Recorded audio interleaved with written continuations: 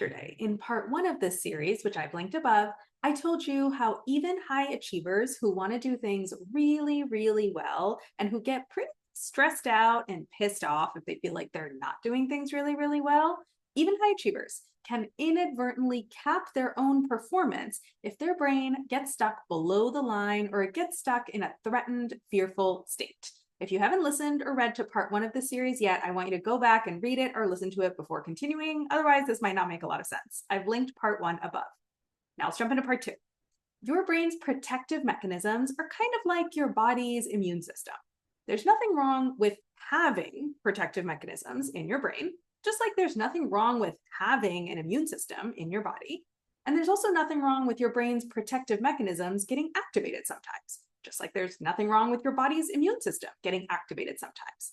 The problem is when your brain gets stuck below the line, when your brain gets stuck in a threatened and fearful state. That is the mental equivalent of having an autoimmune disease.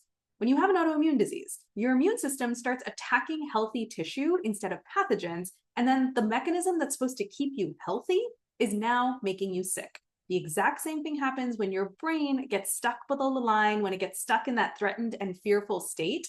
The system that's supposed to be protecting you is now causing problems instead of solving problems. Now, your brain getting stuck below the line is completely normal. This happens to every single human being that has ever been alive, and it doesn't mean that you automatically have a chronic anxiety problem or deep unresolved trauma or any other scary diagnosis. There are two simple phenomena that keep your brain stuck below the line or stuck in a threatened state. They are self-fulfilling prophecy and confirmation bias. Let's walk through this with an example. Let's say you started a new job recently and you haven't delivered any big wins yet, and you feel like you're on shaky ground with your new boss. And your brain is full of fearful thoughts. It's full of fearful framings like, my boss isn't happy with me. I'm not sure if I'm qualified to be here. They're going to find out that I have no idea what I'm doing. And all those thoughts send your brain below the line. They send your brain into a threatened and fearful state. Now, in part one of the series, we covered the common protective responses that your brain will tend to have when it's in this threatened state. And I've got the visual that I showed you there as well. So if you're listening to the audio, come watch the video and you can see the visual too. This is some of the protective responses your brain might have when it's below the line. You might overwork and just spend all hours of the day, all hours of the evening, all hours of the weekend just trying to prove yourself to your boss. You might also procrastinate and just do anything and everything you could possibly do except your work. You might give up and just feel really heavy and depressed and like it's not even worth trying because you're just going to fail. You might try half-heartedly, kind of telling yourself the whole time that this isn't even possible, you can't do it anyway, but you're just going through the motions. Or you might also freeze. You might just be sitting at your computer, unable to get started like a deer in headlights. Now, what happens next if you engage in one of those protective responses? Now, if you try half-heartedly, or you give up, or you procrastinate, or you freeze, these three quadrants of the matrix, all of your fearful thoughts, your thoughts like, my boss isn't happy with me, and I'm not sure if I'm qualified to be here, and they're going to find out that I have no idea what I'm doing, all those thoughts are going to become self-fulfilling prophecies. Of course, your boss won't be happy with you, and you won't demonstrate your full capabilities and full qualifications if you're frozen, or if you're procrastinating, or if you give up, or if you're trying half-heartedly.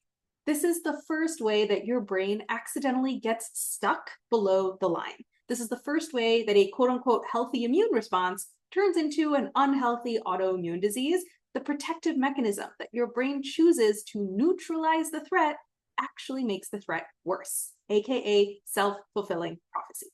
Now let's say your brain chooses the overworking protective response. Surely that will resolve the threat and get you back above the line, right? Unfortunately, even if you go into the overworking protective response, you can still end up with your brain stuck below the line because of confirmation bias. How often have you worked super hard and done a ton of stuff only for your brain to tell you that it's still not good enough? How often do you find yourself saying things like, yeah, that meeting went okay, but it could have been better in all these ways? Or, yeah, I did make some progress, but you know what? I should have done more. Or even saying something like, I mean, the work I've gotten done, that's just baseline. That's not that impressive. The reality is that you are making progress thanks to your overworking, thanks to this protective response, but your brain is just not seeing it because it's locked in confirmation bias. It is so busy confirming the beliefs. My boss still isn't happy with me. I'm still not sure if I'm qualified to be here. They're still going to find out that I have no idea what I'm doing, no matter how much evidence there might be to the contrary. This is the second way that your brain can get stuck below the line. The second way it can get stuck in that threatened state. It's the second way that a healthy immune response turns into an unhealthy autoimmune disease.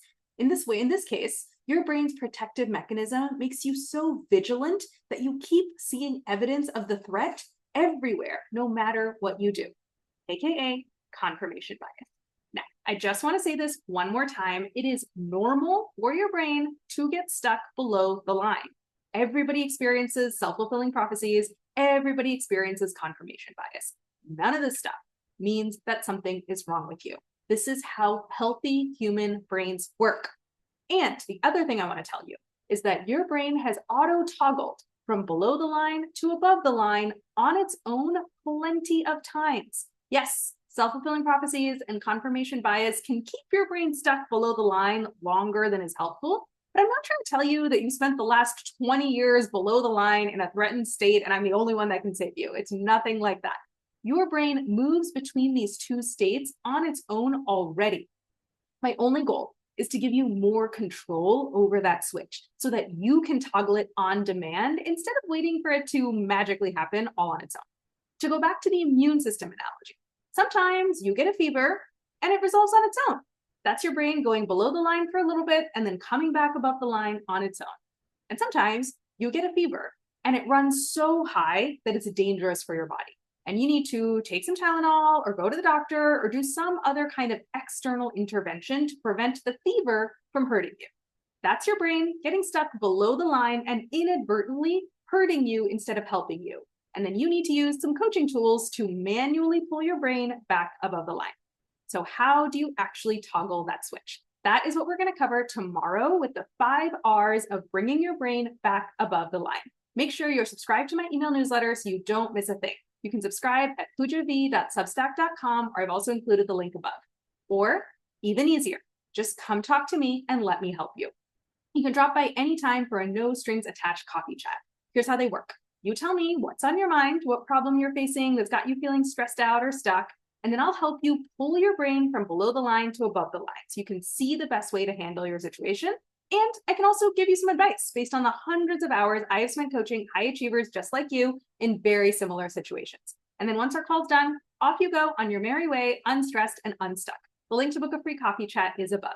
Or you can also book a consult call and we can map out what a full coaching engagement might look like. Because I can pull your brain from below the line to above the line one time in an hour, but I can't teach you the whole toolkit for doing that consistently and repeatedly in just 1 hour.